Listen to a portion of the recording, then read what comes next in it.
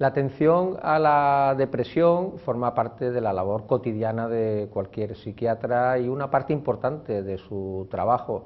Hemos querido con este simposium hacer una reflexión respecto a cuestiones relevantes de las que quizás el trabajo cotidiano no permite reflexionar con detalle, introducir matices en función de diferentes tipos de pacientes y, en definitiva, intentar introducir una nueva luz, unas ópticas diferentes a algo que es un trabajo cotidiano, pero que necesitaba este tipo de reflexión.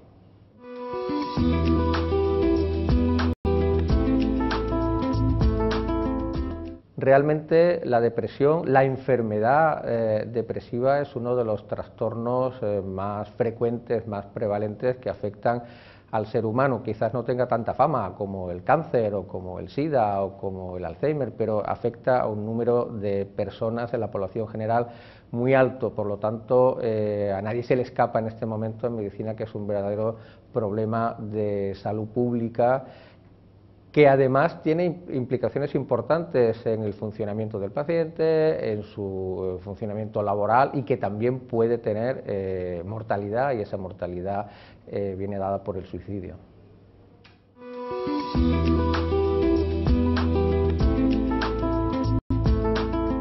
Cada vez va estando más claro que la depresión y las enfermedades médicas están íntimamente relacionadas.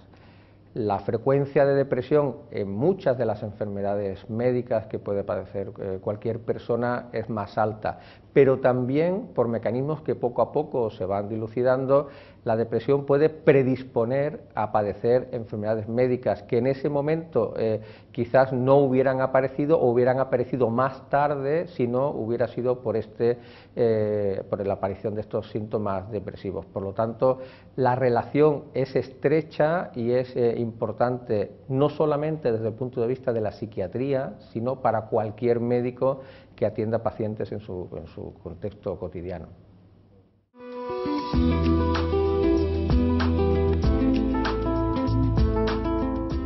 Bien, llevamos 30 años viendo a los depresivos como personas en las cuales habría una carencia en el sistema serotoninérgico. Esa forma de entender la depresión se ha desmoronado a la luz de las nuevas evidencias y hoy en día se adopta mejor un enfoque que es el enfoque tripartito, que en su día explicaron perfectamente Clark y Watson ya en el año 1991, por tanto hace ya muchos años, donde decían que lo que era específico de la depresión era la pérdida de los afectos positivos, por lo tanto la anedonia. Lo específico de la ansiedad era la aparición de activación psicomotora, activación nerviosa, mientras que compartían ansiedad y depresión unos síntomas que era la irrupción de afectos de carácter negativo, como tristeza, ansiedad, insomnio, etc. La pérdida de afectos positivos ha pasado, por tanto, desapercibida durante numerosos años y creo que es el momento ahora de darle realmente su importancia. No es solamente la anedonia, es la pérdida de energía, la pérdida de interés, la pérdida de motivación, en resumen, la pérdida de alegría de vivir, que es lo que realmente importa en la vida. Y en eso voy a basar la ponencia.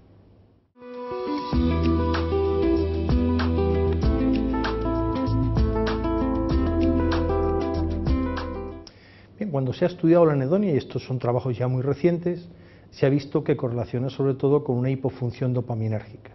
Pero es que se ha visto también que correlaciona con las alteraciones neuroendocrínicas básicas de la depresión.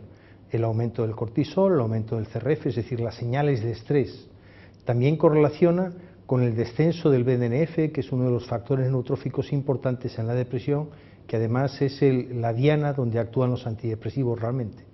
Y se ha visto que tiene relación también con las citoquinas, que son moléculas que son segregadas por nuestro sistema inmune para combatir enfermedades y que se disregulan en la depresión. En concreto hay un incremento clarísimo de la interleuquina 1 y la interleuquina 6, que son proinflamatorias y que generan todo un cortejo de síntomas, como podría ser la fatiga, el cansancio, etcétera, que se corregirían con otra interleuquina, que es la interleuquina 10, que a su vez depende del sistema dopaminérgico.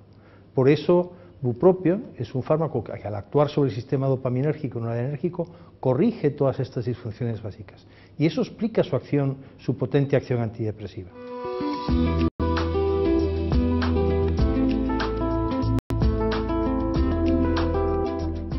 Bien, en la depresión se observa un descenso en el funcionamiento del sistema dopaminérgico, es decir, hay numerosas pruebas, desde el estudio de metabolitos como marcadores indirectos, es decir, juega un papel muy importante.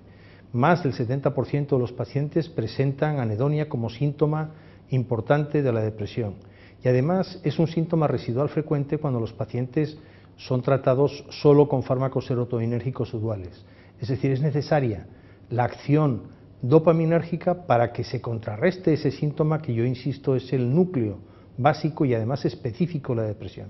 Los otros efectos negativos que surgen se pueden tratar con otras cosas también, pero resulta que bupropión, que actúa también sobre el sistema noradrenérgico, también corrige los síntomas, los efectos negativos que surgen en el contexto de la depresión. Pero lo que es nuclear a la depresión es el déficit dopaminérgico y la anedonia. De ahí la necesidad de emplear fármacos que tengan este perfil. El único problema es que el único fármaco que inhibe directamente la recaptación de noradrenalina y dopamina es bupropión.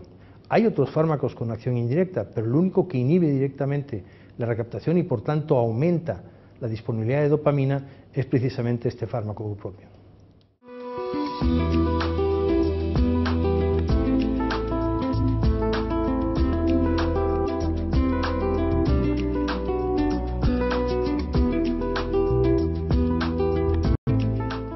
Es muy importante en el tratamiento de la depresión tener el máximo de herramientas terapéuticas disponibles porque la variedad de la patología que presentan los pacientes es muy amplia. Por lo tanto, tener muchos posibles fármacos antidepresivos es de una extraordinaria utilidad. Muchos de los que tenemos a disposición tienen mecanismos de acción muy parecidos, por lo tanto, en buena medida, una parte de ellos son relativamente intercambiables.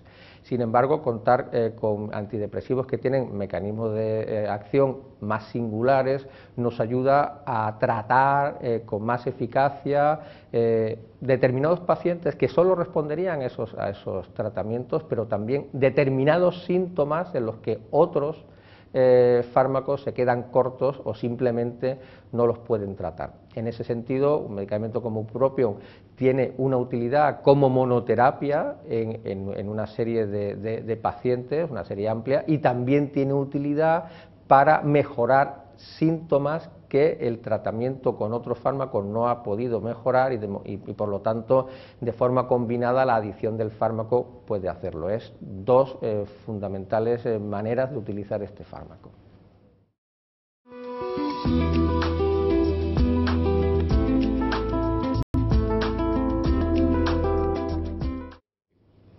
Bien, cuando vemos a un primer episodio, la mayor parte de los sujetos con un primer episodio depresivo van a responder moderadamente bien a casi cualquier antidepresivo, es decir, no se ha demostrado que haya una preferencia por un fármaco u otro. Entonces nos tenemos que guiar por el perfil de efectos secundarios, porque sí que hay fármacos que engordan, y no todo el mundo quiere engordar, hay fármacos que inhiben la función sexual, y no todo el mundo quiere tener esa función inhibida, y hay fármacos que producen sedación, lo cual interfiere con el funcionamiento diario. La ventaja de utilizar bupropión cuando se utiliza en monoterapia en un paciente con un primer episodio depresivo es que no va a presentar ninguno de estos tres efectos secundarios.